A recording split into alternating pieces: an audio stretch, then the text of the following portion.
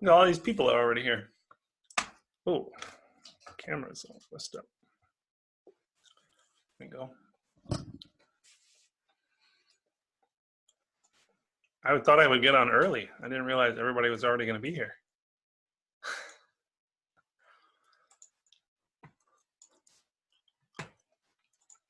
All right, there we go.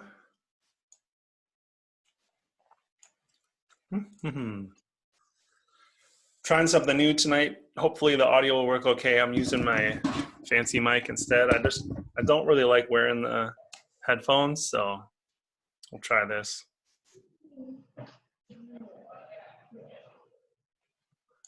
I need to finish my gum before we get going though. Hello. How's it going? Not too bad. We're in the stretch run now. Almost done. I keep using the word like limping. Limping, that's what I feel like. I'm limping to the finish line. I'm pretty much dragging myself now. What's that? I'm pretty much dragging myself now. Yeah. Yeah, I mean, sometimes you feel that even in a regular semester, you know, you're just kind of like, I just need to make it to the finish, but like especially now. Especially Yeah, now. I just need my hand to stretch over the finish line. That's it. Right? I'm almost there. I'm almost there. It's like those guys that slide head first into first base. I don't know if you watch baseball at all. Like, Oh, I love baseball, actually. Gonna dive. Yeah, I'm missing it. My kids, we usually play, and their whole season got canceled. Damn. Yeah. They play it for the school, or they're a separate team? They're too young. The school doesn't have a team, so they're in second grade and fifth grade. So we just have a club in the city in Batavia Youth Baseball. And I actually coached the little one. I didn't really play baseball very far, so I can't coach the older ones because I don't know what I'm doing. But the little ones, they don't. It's fine. You don't have to know that much at that age. Just swing. That's it. Yeah, it's fine. Like, you know, some basics, and it's all good. It's all good. But yeah, they were definitely sad to be missing all our friends and hanging out, and yeah. Oh yeah, I had tickets for a couple baseball games, and they got canceled. Mm-hmm. Yep. I'm just making one quick news post here.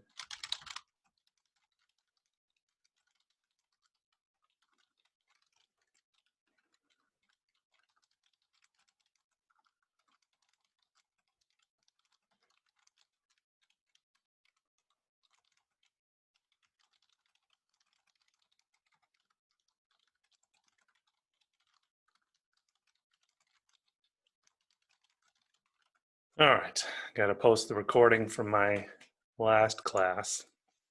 This is my fourth class today. So I had Calc 1 in the morning, Stats at 1, Calc 3 at 2, and now you all. But I just felt like I had to. It's the last week. Like, we've missed a bunch of stuff, and didn't really feel fair to just do half of the classes like we've been doing. You're posting all the tests tomorrow for every class? Yep.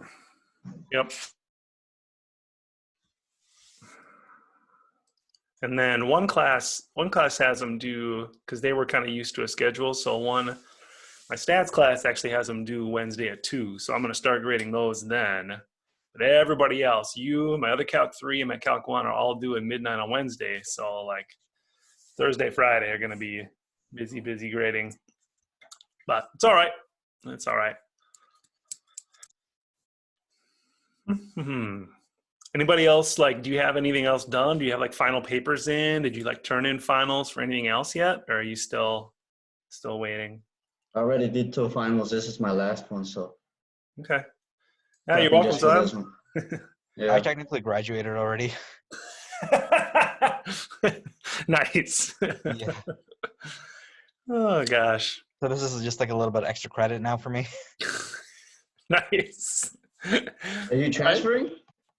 Yeah, this class is getting transferred over to UIC, and then that's going to seal the deal pretty much. Nice. Have you gotten any word from them about fall? Yeah, so like apparently what they're trying to do is if it's over 70 students, they're telling them to stay home for the most part. Otherwise, they're going to try, as of right now, they're going to try doing in-semester classes for below 70. So, Interesting. I mean, things could change, but we'll see. Right. Yeah, exactly. Exactly. Like, I think for us, I think, kind of like reading the tea leaves of messages I'm getting. We got an email today from my boss's boss about fall, that they're going to try to make a decision in early June. But my guess would be that lab classes, they'll probably do like small enough class sizes where they can like split it and have half the class come one day and half the class come another day or something. So they Right. can keep under that 10, That's my guess. And then all of us will just be online. That'd be my guess. But Yeah, I don't know. I think they're trying to weigh like an optional thing too for if they want to elect going online for students who don't feel safe, they're giving them that option too. Well, and then there's the challenge for us of like the college. I was in an all college meeting with Dr. Sam, and someone brought up, hey, if we come back and the college is open and I don't feel safe, like I have a colleague who has some lung issues already, so they're already at risk. Like, those are the people that die. Right. And if we come back and do I have to come to campus? Like, do I have to do this? And and his kind of quick message was like, if we open, we're open, and it's your job, and you have to do your job. Right. And I was like, man, I would That's probably rough. ask my dean, can I teach online? Like, is that okay? Like, because staff members and students are relatively, like, on average, lower risk population, just younger, Right. Yep. just on average. But some students have immunocompromised systems and stuff too. So, Yeah. whew. All right. Let's see. I'm sharing. Yeah, I am sharing. Okay. So this is my plan for today, is a big final push, try to get everything we need to get you ready. I want to go over the quiz, quiz 8, talk about the final, give you a picture about what to expect, somewhat at least. Maybe, I don't know what order to do these. We could do like one example each from 17.7 and 17.8 if you want. Or we could focus more on specific questions you have. Either way, it's totally up to you. And then as a reminder, the final is going to be posted tomorrow morning, 8 a.m. on Tuesday. I have a note for myself. I have the final done, but I have to post it. And then that'll be due at 11:59 p.m. on Wednesday. So that is the plan. Before we talk more about the final, let's go over that quiz that we had due last Thursday. The first question here was admittedly a little ambiguous, but the meaning should have been clear. It's kind of like the point of Green's theorem. So like, if we pull up the notes, this is the notes from 17.8, but it really kind of summarizes those last few sections. And the two versions of Green's theorem, the whole point is that you have two different kinds of integrals that are equal to each other. Like, you have the circulation integral, the line integral around the edge, should be equal to the integral of the curl inside, right? That is the whole point. Where is my mouse? So I won't show you my mouse. But that is the point, that these two integrals are equal to each other. So it's a little confusing because what some people said, the two integrals of Green's theorem, they did like this one and the divergence one. But that's not really the point of Green's theorem. Like, there's two Green's theorem, but one is that the circulation is equal to the integral of the curl, and the other is the flux is equal to the integral of the divergence.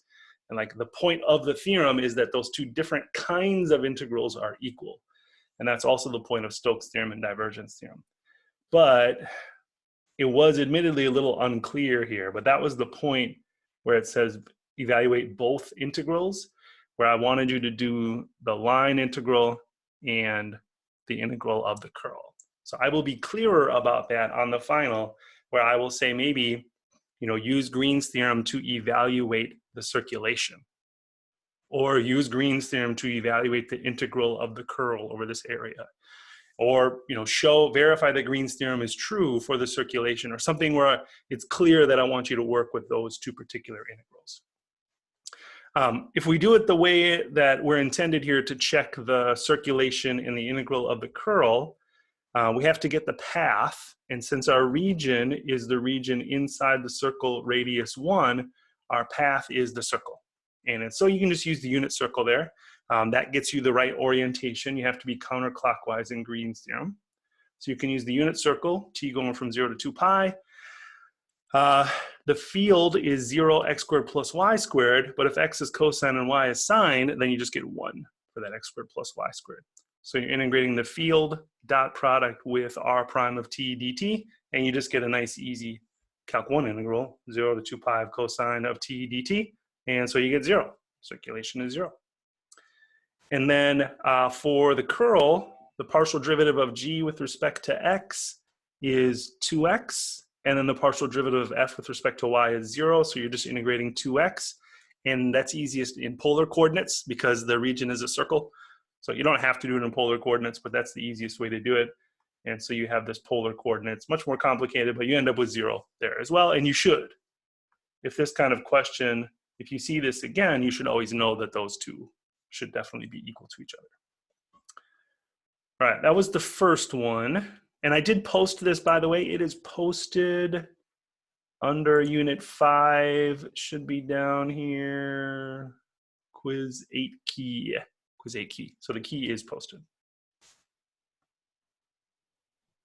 All right, then a little bit more straightforward, just evaluating the divergence and curl. So divergence is the sum of all the partial derivatives. That's just one.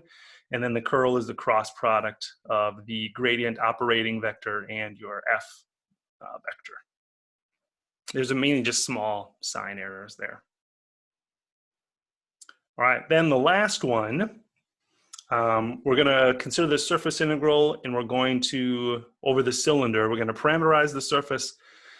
That one, there was an advantage there because we had already done a similar version, and this was an open notes quiz, which your final will be as well. We talked about that. So take advantage of those if you have a surface integral. Look for a parameterization that we've already done that's similar, that you can kind of use what you need from that. So this is essentially, though, if you look back at this parameterization is pretty simple. It's a cylinder, so you just put a circle radius 3 and then have the height vary. And that's how you can parameterize a cylinder. The function is y. So you have y there, and then you need to take the cross product of tu with tv. So I have that work here. And we get 3 cosine u, 3 sine u.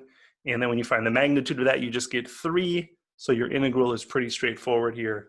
Double integral 9 sine u du dv. And you get 0 for that one as well. Okay, so that was the quiz, which was due that last Thursday. Are there any questions at all from that quiz?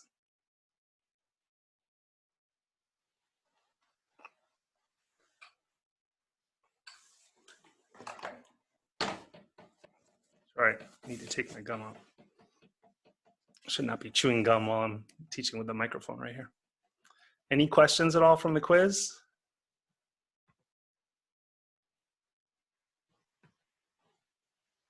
All right, not seeing any. So let's see, what was next? Oh, okay, so let's talk about the exam. We have an additional layer of difficulty. We've talked about this multiple times, but not only are we trying to learn from home, we're watching videos, we're rushed.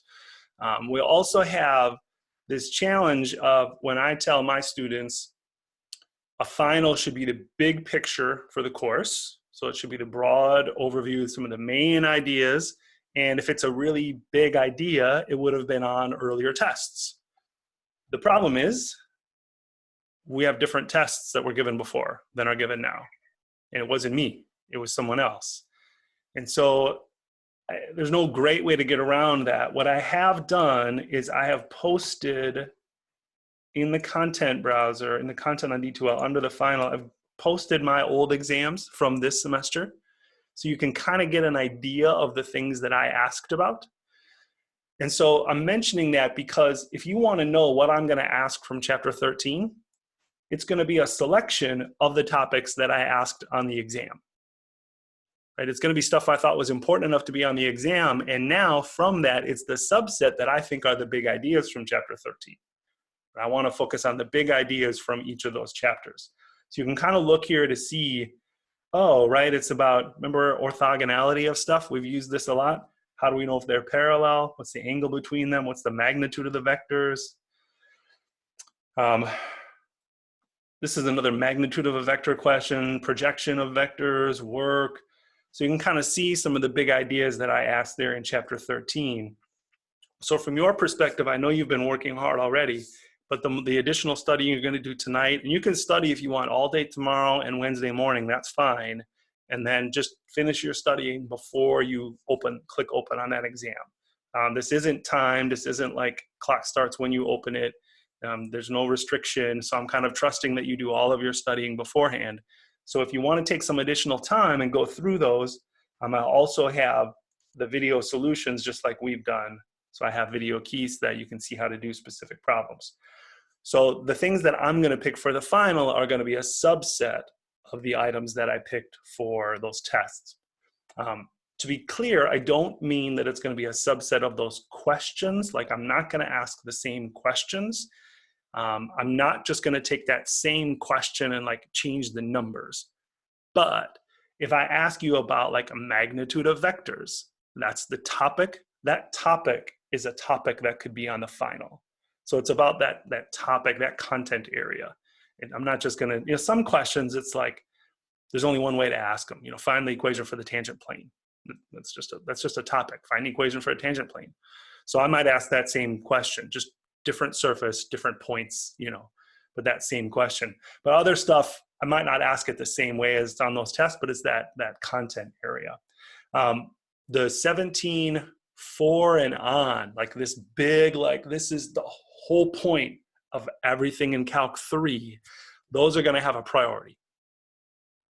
So I want to make sure that I try to get at your understanding of at least the big ideas of Green's theorem, Stokes theorem, and divergence theorem. So surface integrals are in there, right? But the whole point of surface integrals is really to get to those other theorems. And then divergence and curl. I'm not just going to ask you for the divergence and curl. It's just like, can you do an integral? That's a valuable skill. But the whole point of doing an integral is like so you can answer a question. So the divergence and the curl are just part of the Stokes theorem and divergence theorem.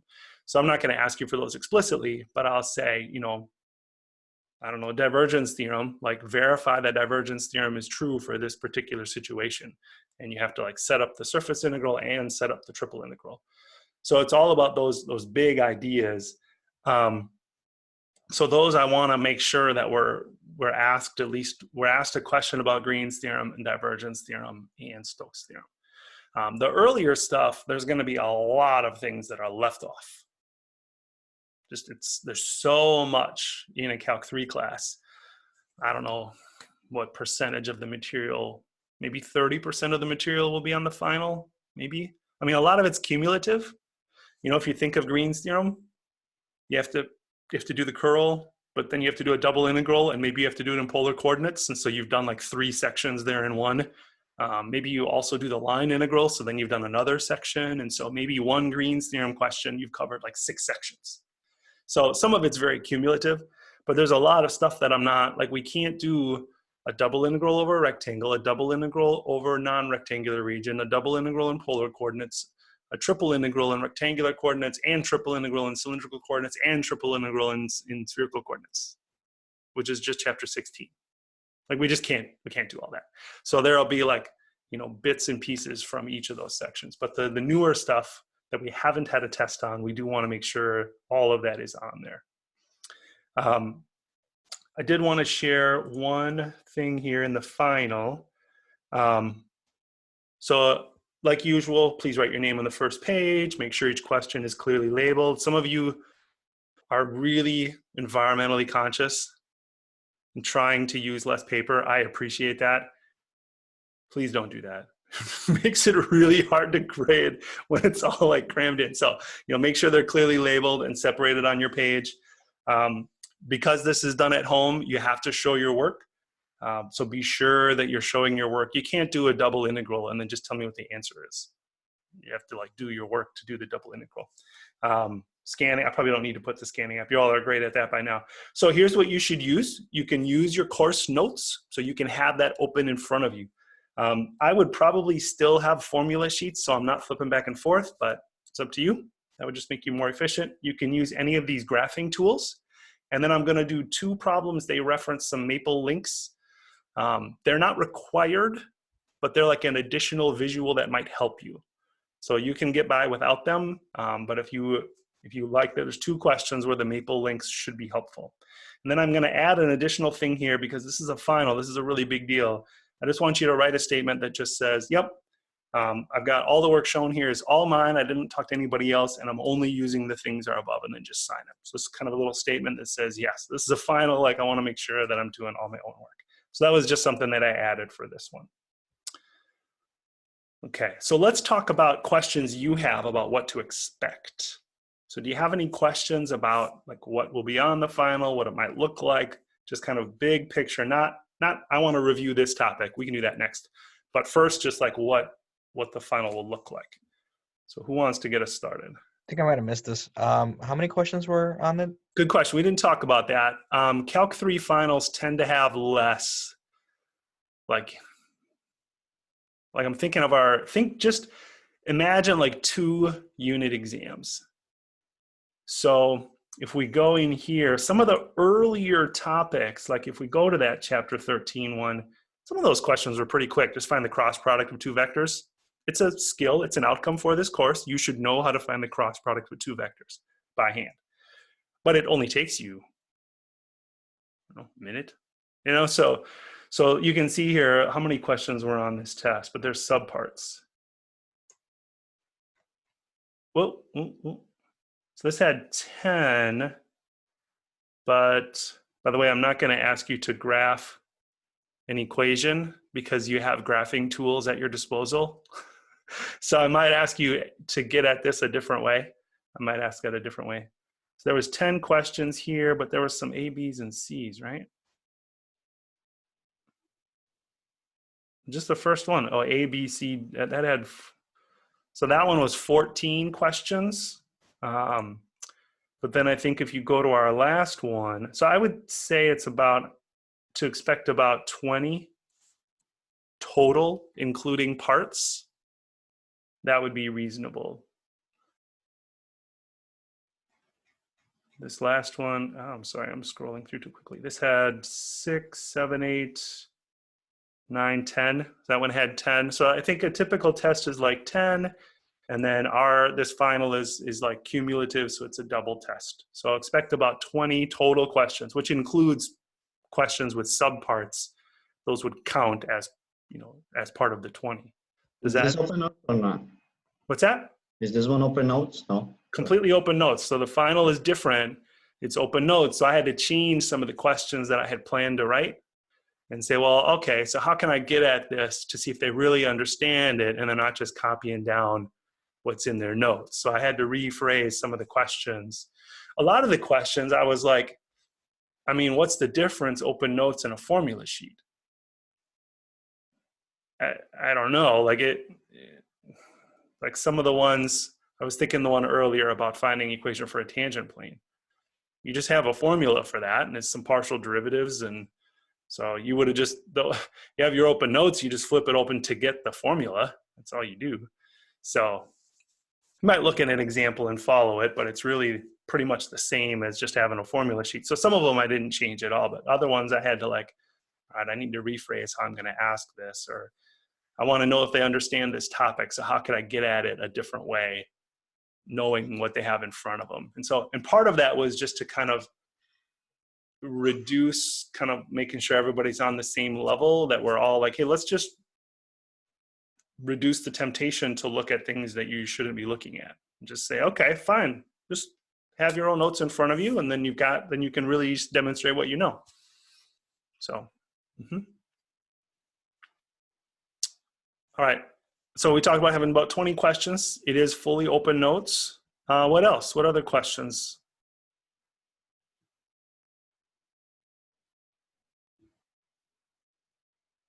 Is it worth 24% of our grade? Yep, I'm keeping all that, and you have the additional policy Do I have, I don't have,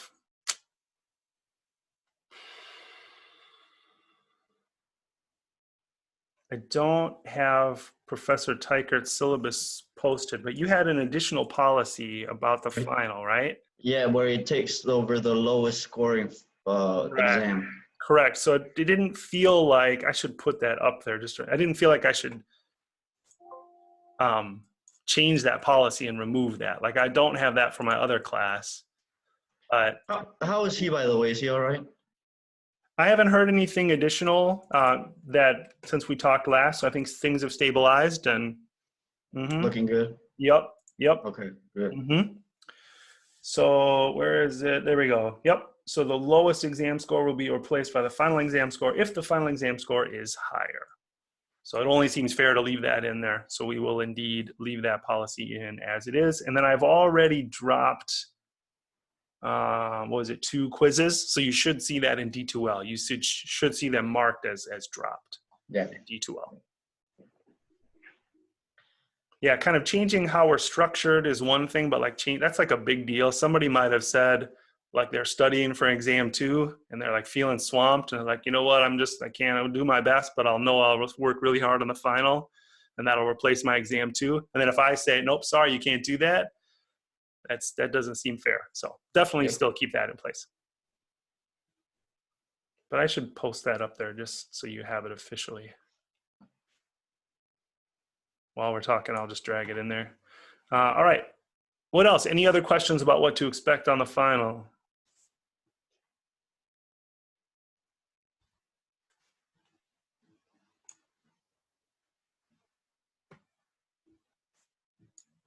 Anybody else? Okay. All right. Well, boy, did you want to ask something? Yes, I just want to ask about a question on the final exam. If you rephases, can you please don't put like too much work on that? So sometimes when I read the question, I don't really know like what to do with it. I would say so.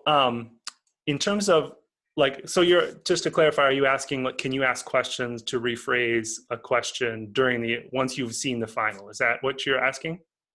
Yeah, you say like you will rephrase some question on the final. Yeah.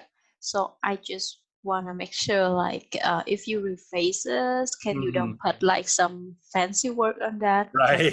Right. I will not really understand. Yeah, totally. I get it. So once the exam has been released, so just basically let's talk about asking questions. So one of the things I am concerned about is once the exam is out there, I don't want any students saying, oh, can you review surface integrals? Because they got stuck. They looked at that question and wanted to ask about it. So you can email me any questions you have about anything up until 8 a.m. tomorrow, because I'll know you emailed and asked about it before looking at the exam. So I'm happy. I might reply later in the day.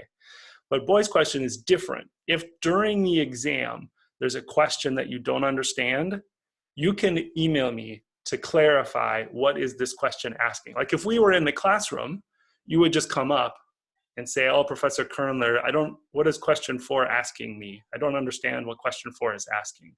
Now, the worst case, I might say, well, you should know. But maybe maybe I can rephrase it a different way. I want to make sure I'm not being unfair and giving you a hint that I'm not giving other students, but you can absolutely ask.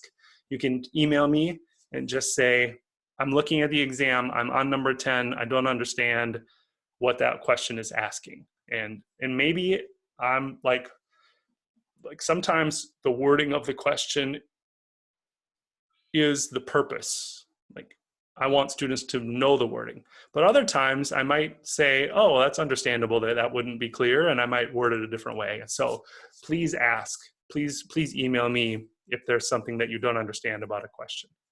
Okay? Okay, yeah, thank you. Yeah, you're welcome. You're welcome. Okay. I think since there are no other questions, you can interrupt me if you would like, but I thought let's do a couple of extra examples. We'll do one Stokes theorem and one divergence theorem just to practice. I I thought I posted a 17.7. It's just one example. Oh, I didn't post it. No big deal. It's just one example. So let me pull that up here. And you can just recopy it. Just one example from each. All right. So let's do a Stokes Theorem one. So this one, oh, hold on. I'm trying to do. Are you teaching any class in the summer? No, normally I do not. Ooh, that was weird. Oh yeah, because you're coaching your kids, right? Right. Mainly because I'm like selfishly, I just want to hang out with my family. I offered this summer because I know, I want students to have access to good instruction, and I know that I have a skill set that not all of my colleagues have, about like digital instruction and videos and all of that. But they were all covered for summer, so I'm like, nope. Then I'm just hanging out with my kids. So yeah, normally I don't teach in the summer. Just not worth it. Part of it's the way that our salary is structured too. For summer, they just give you a little stipend per credit hour, and it's just not worth it for me. So maybe when I'm older, pay for vacation or something. But now I'd rather just spend time with kids. Okay, so here's a classic example from Stokes Theorem. Verify that the line integral and the surface integral of Stokes Theorem are equal.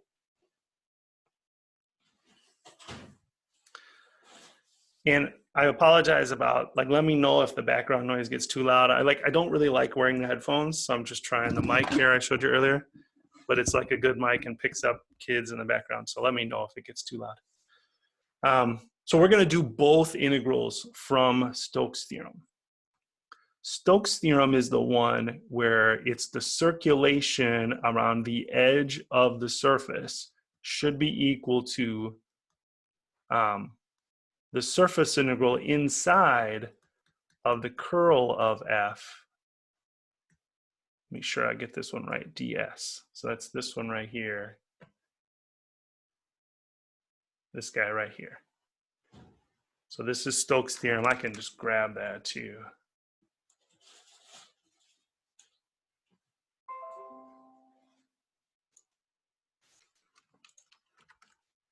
Oh, really big.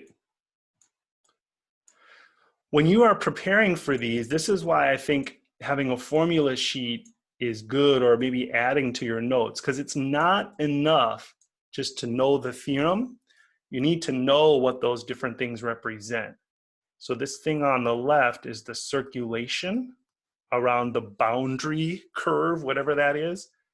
And this thing on the right is like the net curl. It's like adding up the curl inside that surface, inside that surface. Okay, so here is our field, and then S is the cap of the sphere above the plane z equal 12, and then C is the boundary of S. So what we have is a sphere radius 13, but we're just looking at the cap of it, so it's just the top of it. I don't know if that's like a terrible drawing, but it's just above z equals 12. Does that make sense? So it's just a little beanie cap of the sphere, and that's our surface. And then C is the boundary. So if I'm going to do I could do C in red. C is this boundary here. That's C. So what we have essentially, if we zoom in on it, there's your boundary, and then we have a little hemisphere. It's actually it's not that steep. This. Right, this is your surface. Okay, so it's not a hemisphere, it's just like a cap. It's just a little cap of a sphere. So what Stokes' theorem says is you can find the circulation around the path, and that should equal this surface integral. There are some stipulations here. First of all, you have to have this, whatever this is, consistent orientation. C has a counterclockwise orientation in this particular case. So the orientation of the curve has to be consistent with the orientation of the surface. Let me explain what that means here. If we look at Stokes' theorem, most surfaces, they're defined by having outward normal orientation. So the orientation is its outward normal. And then there's this right-hand rule. Essentially, if you take your right hand and you follow the curve, your thumb should point in the same direction as the orientation of the surface. So you'll notice on this general drawing here, if I follow, if I follow that arrow and follow the curve with my right hand, my thumb points out, which is the orientation of the surface. And I think that should be good here too. So C has a counterclockwise orientation, so that would be this way. That's counterclockwise. So the orientation is this way. And if we follow that circle with our right hand, the thumb's orientation is outward on the surface too. So those have to be consistent. And I think in the video, there was one thing that was different. Like we had to like switch it up. If I remember in the examples, like we had to be careful with the orientation. Quick question. Yes. For the final, are we getting like really nasty problems or just some? Good question. Yeah, good question. What I want to focus on is the main ideas of Stokes' theorem. So suppose I have an example like this where I want you to do both. Some of those surface integrals get brutal. So we'll try to do, if I want you, there's two options here. I could have you set up the integral, or if I want you to do the whole surface integral, make it a manageable one. I think this one ends up being pretty manageable. Yeah. So we don't want to test necessarily your integration capabilities with really super challenging integrals. We mainly want to focus on the concepts. So I think maybe when we're done, I remember this one. I don't think this one ends up being too bad. All right, personally for me, I like the circulation. I think that's easier, so I'm going to do that one first. We need to get that path C, and the key is that's when Z is equal to 12. And so we have our surface is x squared plus y squared plus z squared equals 169. And this is just when Z is equal to 12. So we'll just plug in 12 for Z. This actually works out very conveniently here. It's almost like the authors of the textbook did that intentionally. You get x squared plus y squared equals 25. So a nice circle radius 5. Very convenient.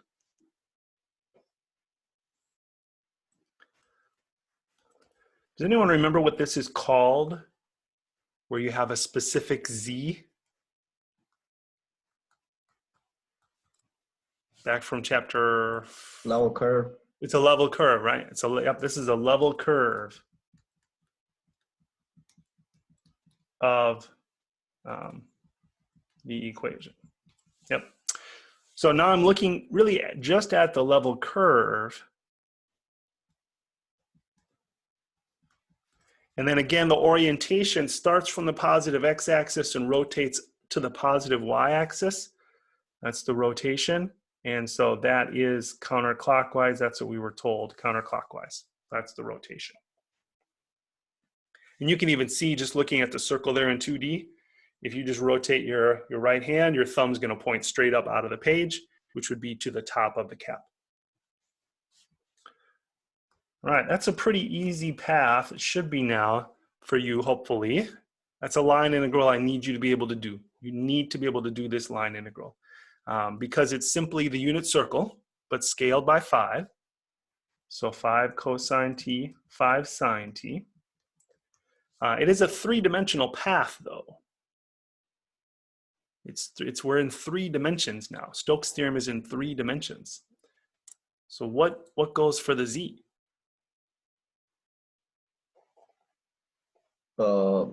U or V? No. Nope. I'm getting too complicated. This one is a parametric path, so everything should be a function of t here. Just a function of t.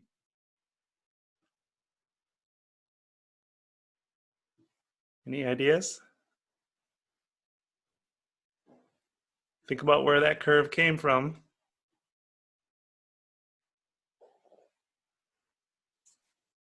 Are we talking just about the level curve? Correct.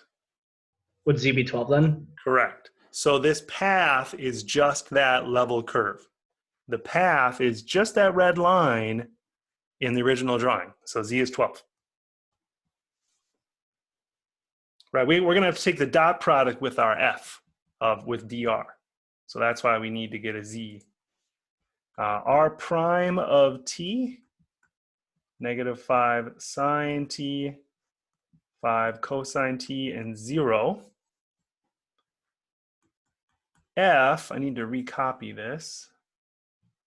I'm going to run out of space here. Oh, that's right. I'm not going to run out of space. I have unlimited space. 2z -4x 3y. So now I want to get what f is on that path. So on the path, on C, it'll be 2 times z, that's 60, -4 times x, so -20 cosine t, and then 3 times y, so 15 sine t. How do you get the 60 again? The 60 was, 2. Why did I do 2? I don't know. 2 times z, 2 times, somehow I did 2 times 12 is 60. So 2 times z, 24. 2 times z, 24.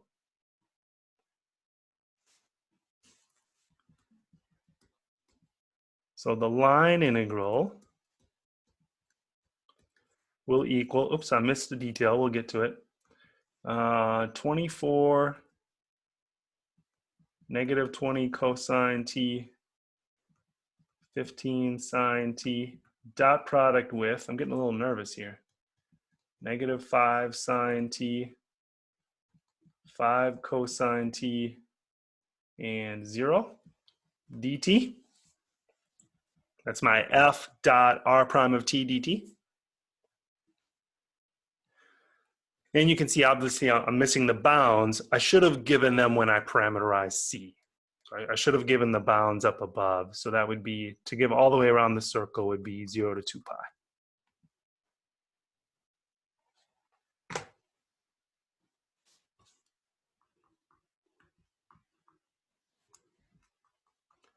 So let's see here, 24 times -5 sine t, -120 sine t, and then -100 cosine squared t plus 0 dt, I think.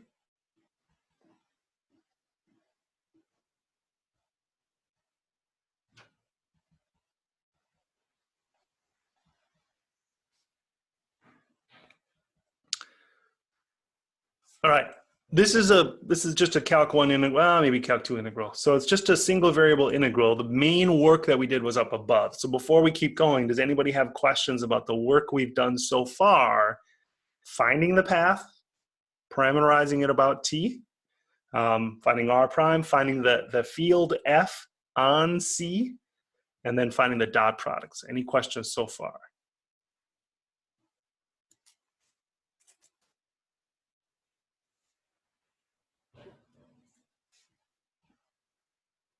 Okay, not seeing any. I don't really want to keep doing this because this is not the hard part, but we should probably finish something here. Cosine squared, I would do the power reducing identity there. 1 plus cosine 2t over 2 dt.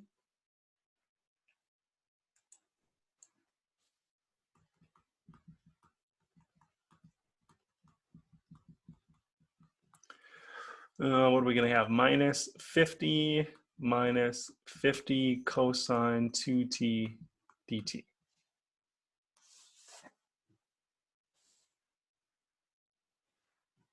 And that's a cosine of 2t, not a cosine squared.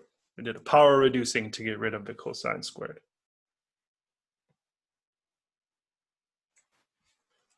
You know, it looks okay. Well, 120 cosine t minus 50t minus 50 times sine of 2t over 2 from 0 to 2 pi.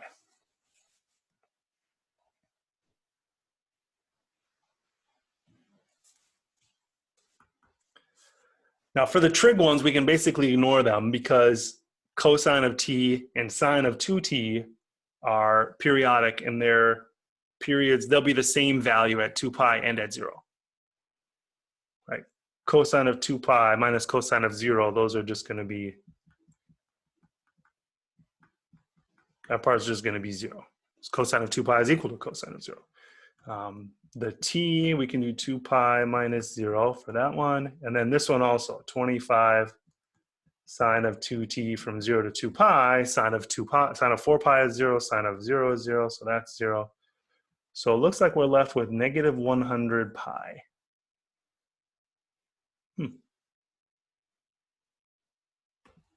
So a negative circulation.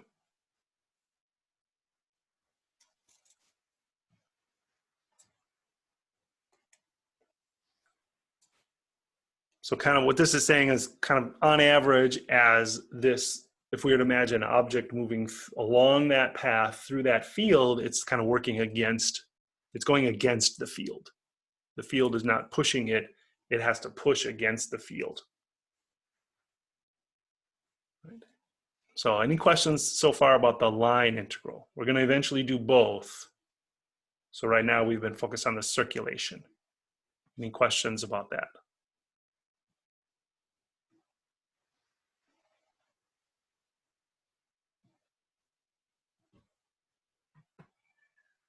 All right, well now let's see if we can do the surface integral, because we should get the same thing. Oops, sorry. Do the double integral over the surface of, here's our integral up here, the curl cross product of the gradient with f dot n ds.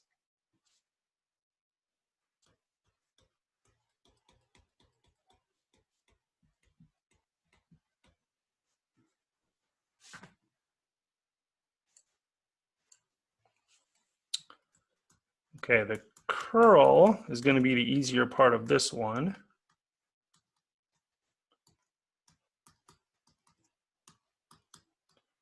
That's the cross product of the gradient operator with our field. Where did that go?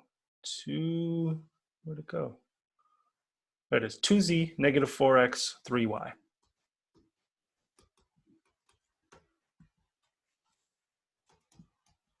Hopefully this won't be too bad. Let's see, 3 minus negative 4 minus j times 0 minus 2 plus k times 4 minus 0.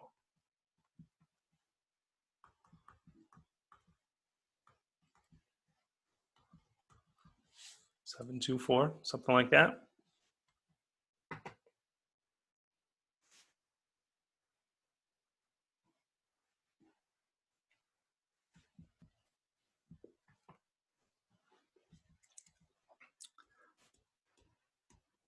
Now we need something for the NDS, and this is where you got to have good notes.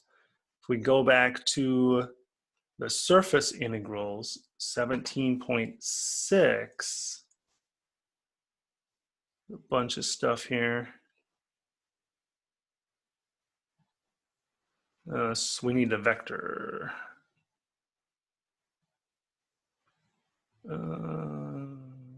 Vector field, and there it is.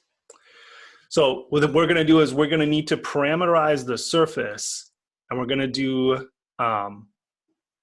Wait. Yeah.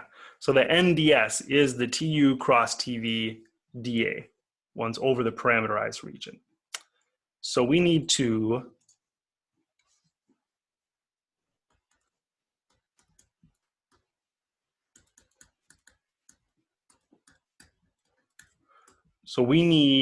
a parameterized version of the surface of our little cap.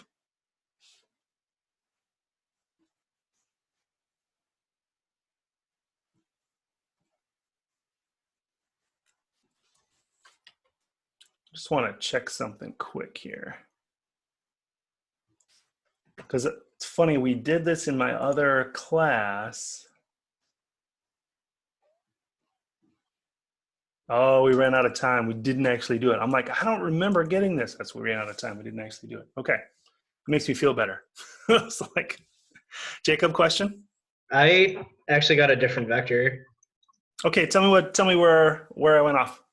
So for I, instead of it being 3 plus 4, because it's d dy of 3y and then d dz of negative 4x, right? Yeah. This should be 0 here.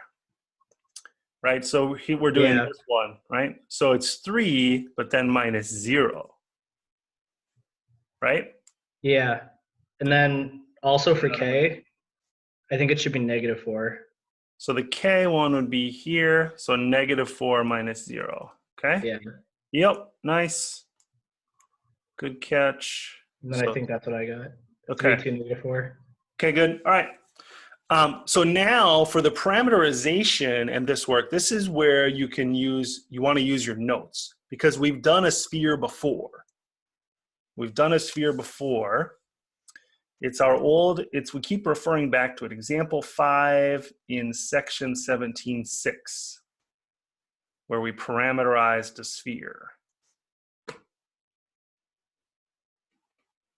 was a lot of work. But now we have it. So I'm going to grab this. There's that. We'll grab some of the other stuff too. Let's see here. Back over here. I don't know if I can fit it in here.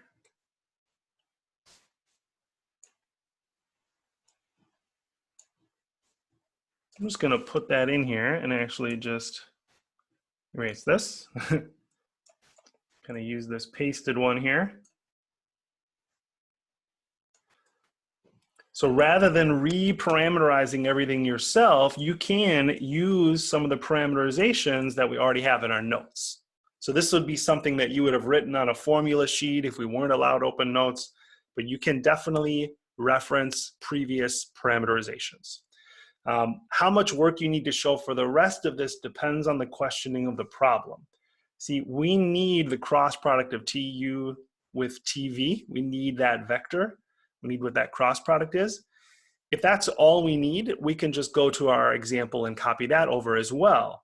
If it says you can use your notes but show the derivation again, then I want to see you write out the derivation again as well. So be sure to read the directions. I don't remember what I wrote now, but I know I've done both before, where I've had you, yes, you can use your reference, but be sure you write out the process. So the one other thing we need here is we need to know the inner. Yeah, there's this new trend where, like, since people can't really see. Oh, sorry about that. It's okay. So we need the intervals for u and v here. We need the intervals for u and v. And then in the derivation, u was the angle phi in the spherical coordinates, and v. Pi? Careful. I like your thought. 0 to pi gets you the whole sphere. You want the first octet? Nope. 0 to pi over 2. Nope. You're closer. This is harder. 2 to pi? This one is harder than you think. Stop guessing. It's harder than you think. I will tell you this. You can't tell me what the angle is off the top of your head in terms of pi. So remember, we're looking at just the cap, just the little cap of the sphere. So let's look at it from the side. Let's look at the xy plane and z, and all we're looking at is this. This is 12. This is 12 right here. So the phi that we want is just this, 0 to whatever that angle is. So pi over 4 to 3 pi over 4? So No, the kinda 0 all is of it. correct. It does start at 0 because 0 is at the top, right? Starts at the top and then sweeps out in the positive direction. So it definitely starts at 0. Let's look at that triangle. Here's our, this is the phi we want. That's our maximum phi. So this is 12. What's this other, what's the hypotenuse here? You know it. 13, How do you know that, Jacob? because the sphere is a radius of 13. Okay, It looks like a triangle that's 12, 13, 5. correct. Okay. You can use Pythagorean theorem to get that if you need to. Okay. Oh, well, we already did know the 5. We did, because we have a circle radius 5 is our path. So we already did know it was 5. Okay. We still need the angle. Thoughts? It's a 30, 60, 90, right? Nope. No? It is not an angle that you know in terms of pi. How can you get that angle theta? Once I tell you, or once someone says it, you're going to be like, oh, I knew that.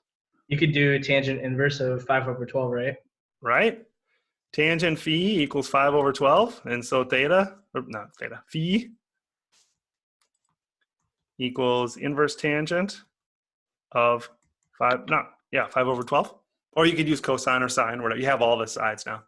So yeah, this is not one that you know. This is not an angle you're familiar with. But the key is that it starts at 0 and then sweeps out just to the edge of that cap of the sphere. It doesn't do the whole sphere this time. So it's kind of a weird one here. Makes me a little nervous. I don't know that I want to do this whole surface integral. We'll see. We shall see. V is easier though. V is theta, and it does go all the way around. I think Boy said that earlier, or somebody said that earlier. So V does go all the way around. That goes from 0 to 2 pi.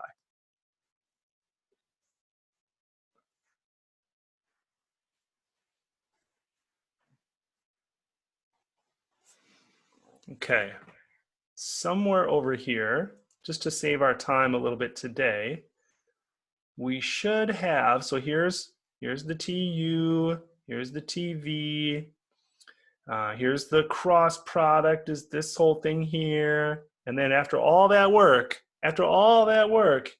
here's the magnitude. Oh wait, we don't need the magnitude. We need the cross product. Is this guy right here. So we need to steal that. What are the odds that I can remember that? Not good. I'm not going to be able to remember that.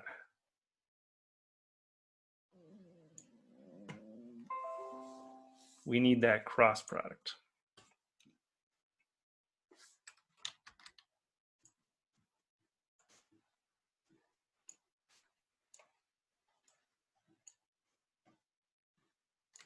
What that is, that again, that's TU cross product with TV, and we need that for our surface integral.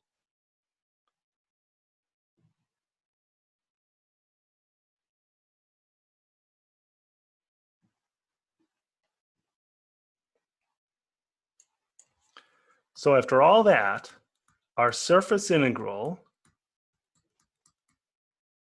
of the curl of F dot product with TU cross TV dA will be, let's see, our U goes from 0 to tangent inverse of 5/12. V goes from 0 to 2 pi. And then where did our gradient go? 3 to -4 with Jacob's corrections there. Dot product with this crazy thing we just found. from the previous example.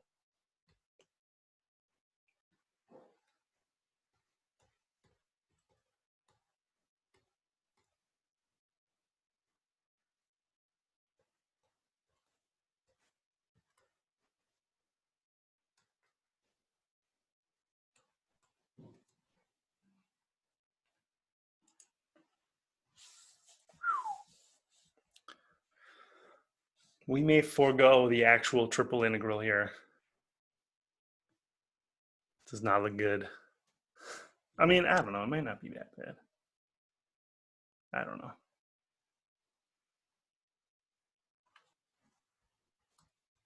It doesn't seem plausible that this is the same answer as the other version, does it?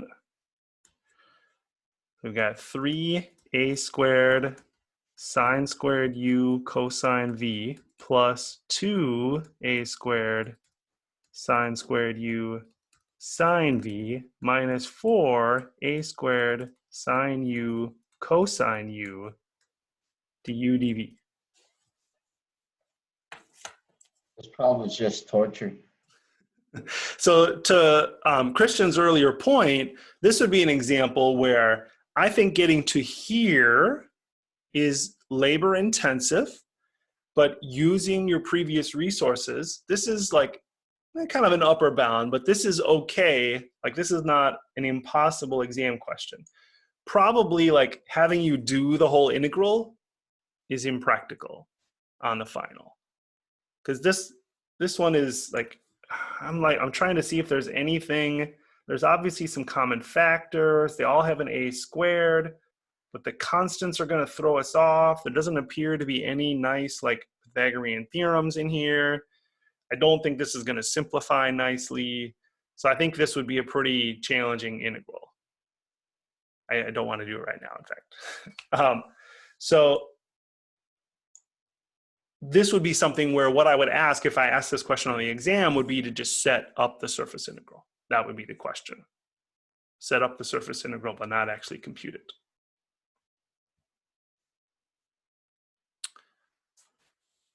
Okay, I think what I want to do right now is take a little pause. I'm going to see if I can compute this using Maple or something like that and see if we can get, somehow we're supposed to get the same answer, right?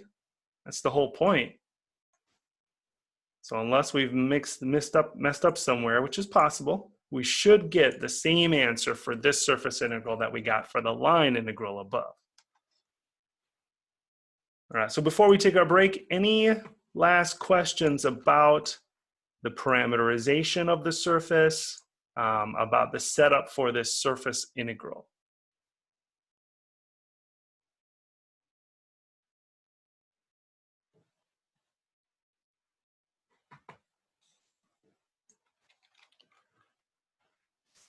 Okay. All right, let's take a little break. We'll come back at 5 after. And while we're gone, I'm actually going to see if I can compute this just to kind of check our work to see if we do get the same thing. Hopefully we do. I don't know. It makes me a little bit nervous with the tangent inverse of 5/12 in there. And then what we'll do next is we'll try a divergence theorem. And I do have an example that I did this afternoon with my other class where we were able to do both of them, and it was pretty straightforward. So we'll do that one. We'll do that one later from 17.8. So let's take a break. I will see you back here in about 5 minutes.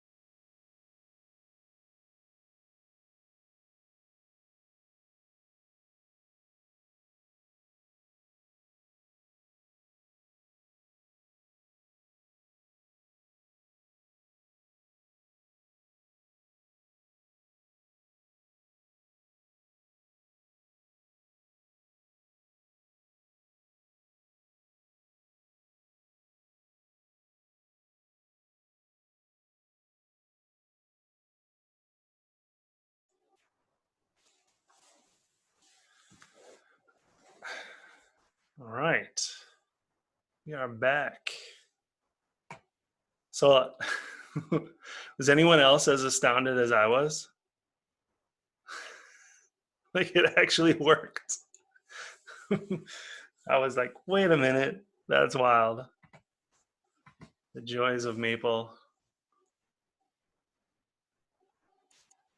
That is crazy.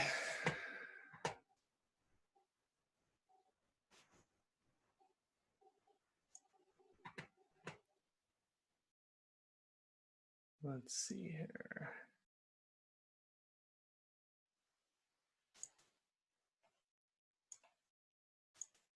Let's see. Let's see if we can find a good one for 17.8 that won't be quite so nuts here.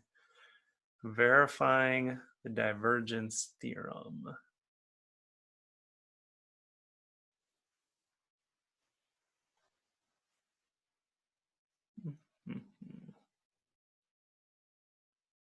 I think I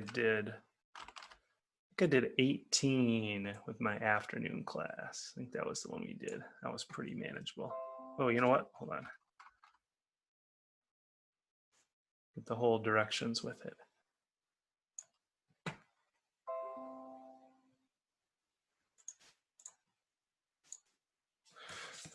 So amazingly, after all that, it actually is equal to, thanks to Maple, negative 100 pi. Same thing. Who knew? That's pretty wild. All right, so let's try this other one next, and we'll see if we can finish up the semester with this, or at least finish up this new section with this, and then we can do if there's some other things you would like to review with the remaining time, because I don't think this one will be as bad. Not that that last one was bad, but it was just time intensive. All right, so I hope everybody's back. We're going to try to do one more example here from the textbook, and then we'll see what else you would like to look at for the remainder of the semester, remainder of the section, remainder of the semester, I guess, too. So this one has some really good giveaways about the problem, about how I would like you to approach it. So say this question was on the final. We're looking at just, whoops, sorry. Where's my marker? Looking just at 18. And it says, use the divergence theorem to compute the net outward flux of the following fields across the given surface. Well, let's go back to see what the divergence theorem is. The divergence theorem is about, so you have Green's theorem has two versions. It has the circulation version. The three-dimensional version of that is Stokes theorem. That's the circulation version of it. And then the flux form is like how much is flowing across the curve. Well, the divergence theorem, the three-dimensional version, is how much of the field is flowing across that surface. What you can do instead is integrate the divergence inside the region. And that's what the divergence theorem is. So we're just going to just grab the theorem. And let's go over to that example. Scroll down here. Need some more workspace. Too far. Okay. So here's the key. The question is asking, oh, and it's not letting me, why isn't it letting me resize that? That's so annoying. The question is asking to find the outward flux. Well, that's what this surface integral is on the left. That's the outward flux.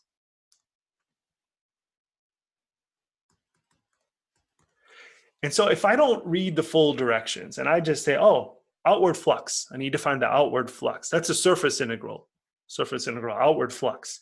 So let me look at the surface. It's a cube cut in the first octant by the planes x equal 1, y equal 1, z equal 1.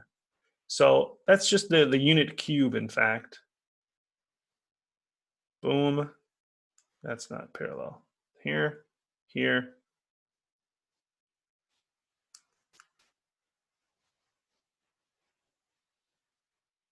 Right? 1, 1, 1. if I'm going to do the surface integral of the outward flux of this field, I'm going to have to do 6 of them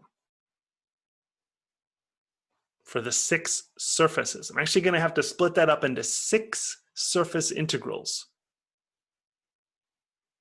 If you understand the divergence theorem, you should immediately think that is a terrible idea. So we just did 1 surface integral. Now this one's not going to be as bad because it's just planes, so it would be manageable. But I have seen a student get to a question like this and try to grind out 6 integrals. Imagine if that student is at home and thinks, well, I mean, I guess maybe I'm just really slow at this, and they're going to spend like an hour on that problem. Yeah, that's a terrible idea. It says use the divergence theorem. Use the divergence theorem. So the divergence theorem says, hey, if you want to do the outward flux, what you could do instead is do a triple integral of the divergence. That's what the theorem says. So let's find the divergence of this particular field. That's the partial derivative of the f component with respect to x plus the partial derivative of the g component with respect to y plus the partial derivative of the h component with respect to z. 2x plus 0 plus 0 is 2x. Okay. Well, the divergence theorem says I should be able to do the triple integral over the region of 2x dv. And I can pick any coordinate system I want. I can do rectangular, cylindrical, or spherical. We've talked about this before. Spherical is only useful if you have a sphere centered at the origin. So only time it's useful. So it's not useful right here. Cylindrical is only really useful if you have a circle in the xy plane and then you have some kind of cylinder above that. There are some other instances where it's useful too, but that's where it's most useful. So that's not useful here. This one is just a cube, so rectangular coordinates would be fine. And in fact, if we do, it doesn't really matter what order we do these because it's a rectangle. It is literally a rectangle in the rectangular system. It's a rectangular prism. Z goes from 0 to 1, y goes from 0 to 1, x goes from 0 to 1. There is not a much simpler triple integral than that.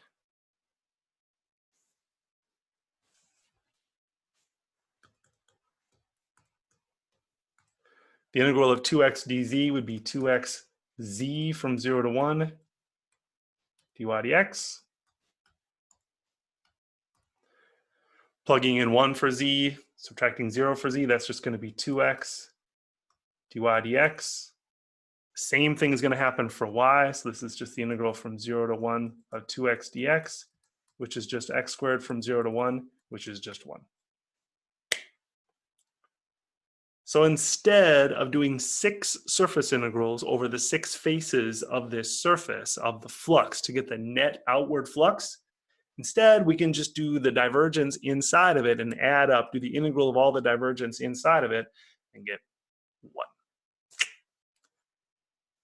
So the key there's 2 keys to that. Well, at least 2. But in my mind, it's recognizing that it said use the divergence theorem. So I should look up the theorem and look at which side to do it. And it said compute the net outward flux, so that's the flux, but it said use the theorem. So I should use the other side. Just fair warning, I won't always tell you to use the theorem, but it almost should be just as apparent here. You should know that the divergence theorem is about the net outward flux. It should be net outward, like total outward flux. So I could just have asked you to find the net outward flux. And you should know or have good notes. Wait, flux, what's that? What does that look like? Have some things there in your notes or a special dedicated formula sheet to keep them a little more separate. To say, wait, net outward flux, that's a surface integral. There's a theorem about this. It's either Stokes or divergence theorem. Let me take a look. Divergence theorem is the one that's going to be applicable here, where the net outward flux is equal to the triple integral. And you should know to at least consider that because it's net outward flux and there are 6 surfaces.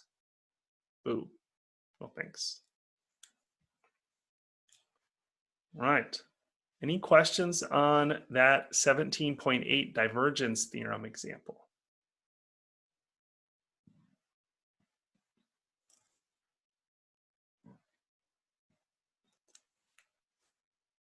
In case you missed it earlier, by the way, the previous one, I typed this in. I forgot to put in the A here. A is the radius of the sphere. So our A is 13. So you can see my equation in here. Here's our integral. And the 13 there instead of A. Lo and behold, the same thing we got with the circulation, with the line integral. So it did work. Somehow the 5/12 somehow figures in there. I don't know. Don't ask me how to do that one. That one did not look fun.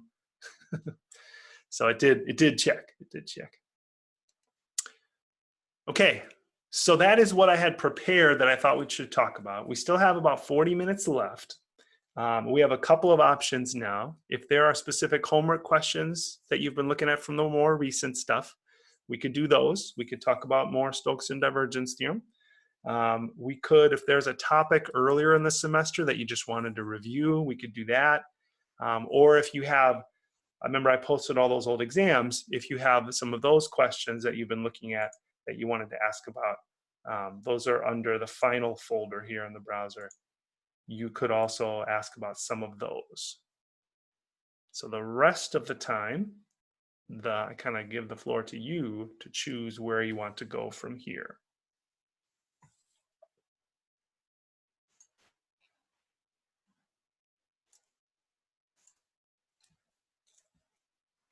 Or I'm certainly, like, I've had a long day. So if you're like, you know what, I'm ready to just like be done for the day and start thinking about the final and studying, I totally understand too. That's cool too.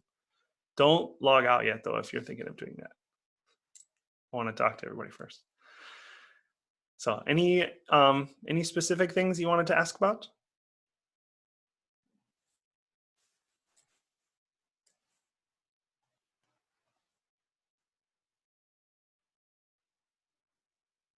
I honestly think we're all just ready to get it on, to be That's honest. kind of what I feel too. Like, I totally get it. Totally get it. I would say, like, take some time tonight, kind of clean things up, get your thoughts organized. Even though you have open notes, maybe maybe get some little Post-it notes, put those up, like label them so things are easy to find and you can jump between so you're organized.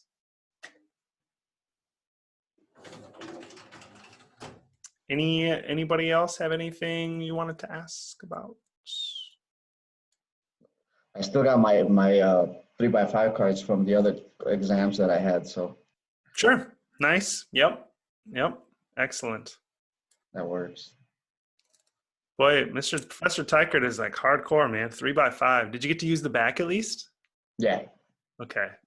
I gave a half. That's about the same. I gave like a half, like, this is my list, but like a half sheet, one side for the first exam. So that's about the same. That's pretty similar. I think we had a full sheet for the second and third, if I remember correctly. Something like that. So, Ab, did you want to add anything? I saw you unmuted. Well, I was saying the 3x5 cards, I think from Professor Tykert's view was a little bit much in itself, because I remember him bragging about, well, not bragging so much as mentioning, like, back in his day, like, he didn't even have that option. Like, everybody just had to memorize everything at the time, and Right. it's kind of a luxury to have that 3x5. Yeah, I have I kind of gone back and forth on that, and like, there's a big discussion in, like, amongst teachers. There are differing opinions on that. Like, on one side is the reality is that there are going to be references available when this comes up in the future, right? Like, there are references that I use now for something that I haven't done in a while. Like, I still do some statistical coursework. I'm like, oh, I forgot how to do that command, so I'll look it up. And like, that happens all the time. People look things up all the time. And so why not just let you use anything, right? That's one extreme. And on the other extreme is like, listen, if you need to look up the integral of 1 over t dt. Like, You got a problem. it's going to take you like 12 hours to do anything. Yeah. And so there's some level of like, you need to just know this stuff. And so like most people are in the middle somewhere. And the question is like, how much should I expect you to memorize and how much should I not? And, you know, for a class like this, like there are all these formulas and they're so similar. It just seems totally reasonable to me to allow more than I usually would. And the reason why I'm doing open notes now is more to like reduce people's pull to use other stuff. That's kind of my motivation for doing it now. I would not do that if we were in the classroom. We would just have like 2 sheets or something, like as much as you could put formula sheets, but just like 2 formula sheets or something like that if we were in the classroom. But we're not. So what that means is, because you have your notes in front of you, is I'm like what Boy and I were talking about earlier, I'm going to change the wording, not change the wording to get tricky, but like, you know, ask more, maybe a more conceptual question, or ask something where you can't just like, you know, look at an old example and copy it, where it's different, but it's getting at the same idea, but it's coming at it a little bit differently. So. Does the open note include like quizzes and exams we've had in the past? I should specify that. I did not intend that. So I intended it more as your notebook, your notes, examples and stuff in your notes. Okay. But I should clarify that, because that's kind of open notebook, open notes sounds like whatever you want to use. So I had intended, like I had envisioned it in my mind as your notes, your like note binder would be what you Actual would use. notes. Okay. Yeah, but I should clarify that. I'm going to add a note to myself just to add a note about what I mean by note. Okay, thank you. Before we log off, I just wanted to say, like, I can't believe how well you all are doing. I mean, the work that I'm seeing on exams, and I know, like, if I look at the quiz submissions, it started at like 19, and then it went 17, and then 15, and it, you know, stress is piling up, and it's hard to keep yourself motivated, and there's like the content's getting more and more complex, and some of the videos are like 25 minutes long. You're like, dude, so hard. But like, people are still like, look how many people are here. We had 14 people here earlier. A couple people had to leave. They're still turning in work, still asking questions.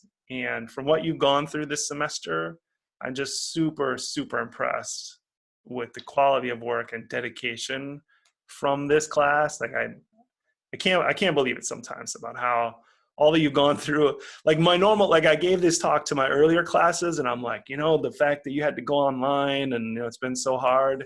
Like, you've had 3 different instructors, you lost a week and a half of class, and the transition to online happened with the transition to this person you'd never met before.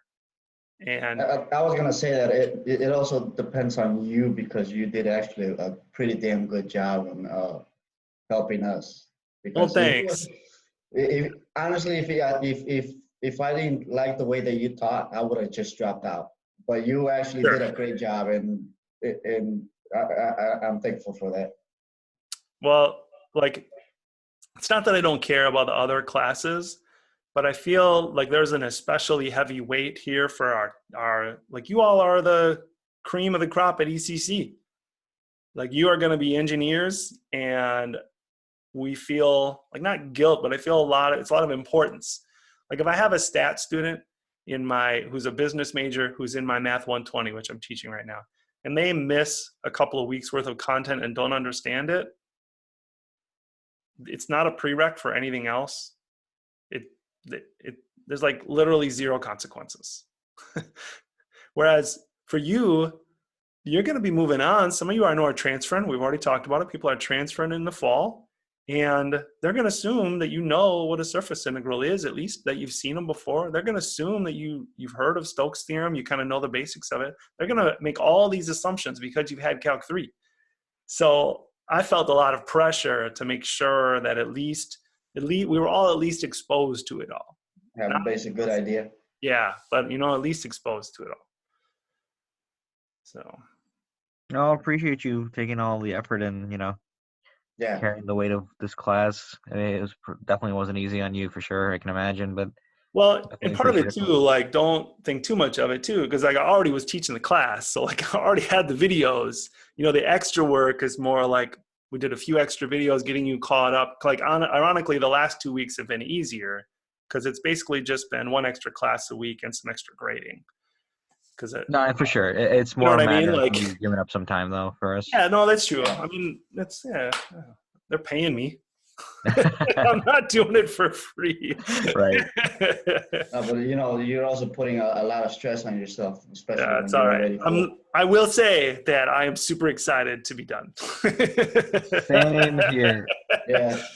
Oh my gosh. 48 more hours and I'm completely done forever. Right? Yep. I can't imagine that, like just trying to be done. And it's hard for the people who are earlier in their career, you know, and they're like trying to decide, do I take Calc 2 over the summer? Do I try to take it somewhere else? You know, lots of decisions. So, Yeah. For example, I'm taking differential equations in 2 weeks. So right. getting right on it, I'm not stopping. Just keep going. Just keep going.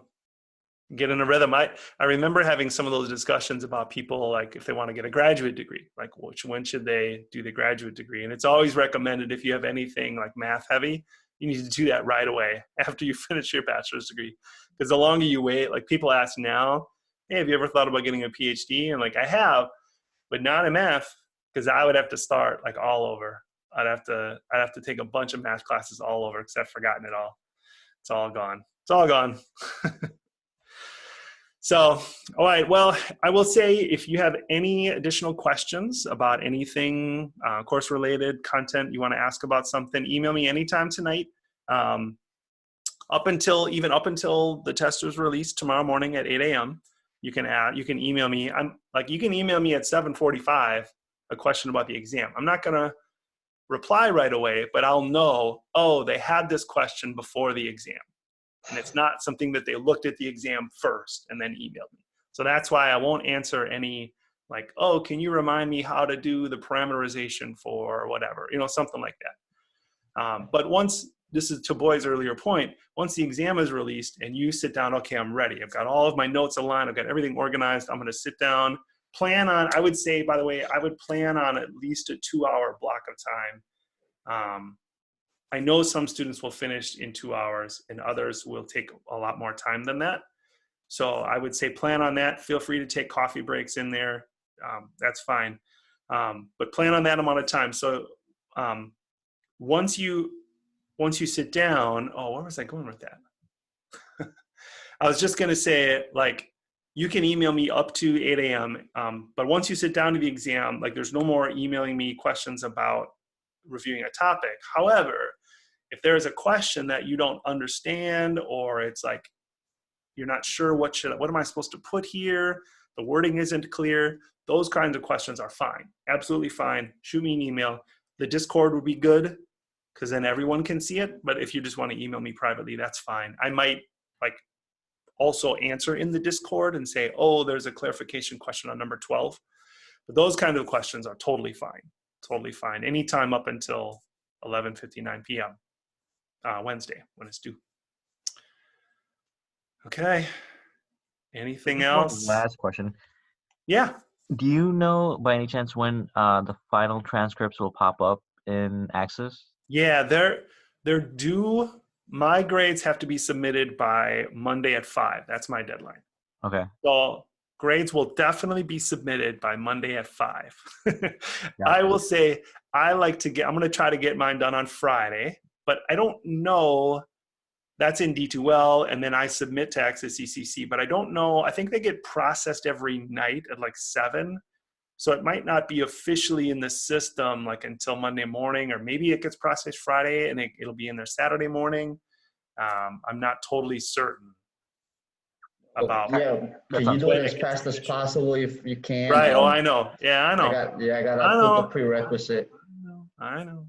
I'm on it. I'm trying. So yeah, there's usually a little delay from when I enter them in. I think. I mean, maybe as soon as I enter it in, it's done. So as soon as when I post on D2L, grades have been submitted. That means grades have been submitted to the system. So you can check then as soon as I make that post. So hopefully Friday. Yeah. All right, everybody. Good Thank you. luck on the rest of your tests and everything too. I know you have other stuff you're working on too. And maybe I'll see you on campus. Hopefully we get to go back to campus someday. Soon. Someday soon. I Thank you mean, for a everything great so much. semester. Thank you. yeah. Thank Thanks you. for all your hard work, everybody. Thanks. All right. Bye. Bye. Bye. Thank you. You're welcome. Okay, bye. Bye, boy.